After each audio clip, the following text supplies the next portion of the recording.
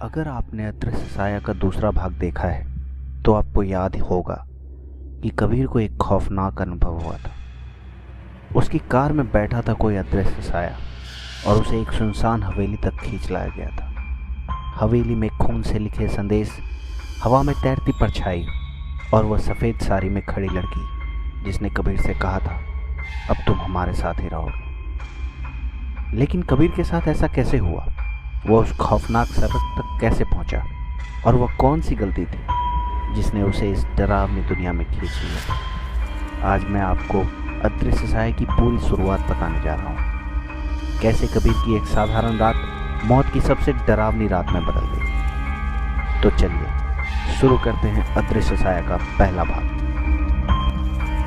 रात के 2 बजे का समय, चारों ओर सन्नाटा और एक वीरान सा। कबीर अपनी कार से अकेला ही घर लौट रहा था, लेकिन उसे नहीं पता था कि आज की रात उसके जीवन की सबसे भयानक रात होने वाली है। कबीर ऑफिस से देर रात निकलता था। रास्ता पूरी तरह से सुनसान था।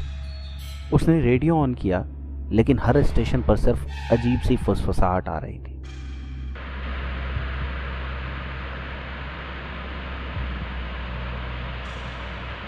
उसने रेडियो बंद कर दिया और आगे देखने लगा। तभी अचानक उसकी कार की हेडलाइट के सामने एक महिला आ गई। कबीर ने झटके से ब्रेक मारा। उसका दिल जोरों से धड़कने लगा, लेकिन जब उसने सामने देखा तो वहां कोई नहीं था। उसने सोचा शायद यह उसका कोई भ्रम था, लेकिन जैसे ही उसने कार आगे बढ़ाई, पीछे वाली सीट से किसी की गहरी सांस लेने की आवाज आई। कबीर ने धीरे से पीछे मुड़ के देखा, वहां कोई नहीं था। लेकिन तभी रियर व्यू मिरर में उसे दिखाई दी एक सफेद साड़ी में बैठी एक परछाई, जिसके लंबे सुनहरे बाल उसकी आंखों को ढक रहे थे।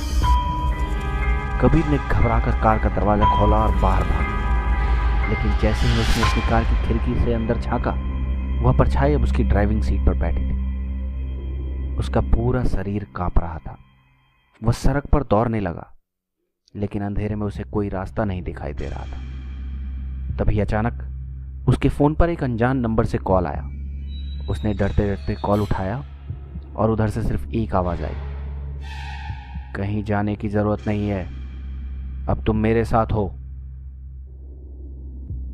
क्या हुआ कबीर का? वह कौन थी? क्या वह बच पाया, या फिर वह भी उस डरावनी ताकत का शिकार बन गया? इस भयानक रहस्य का राज खुलेगा अदृश्य साया के अगले भाग में। अगर आपको यह कहानी पसंद आई हो तो वीडियो को लाइक करें, शेयर करें और चैनल को सब्सक्राइब करना ना भूलें।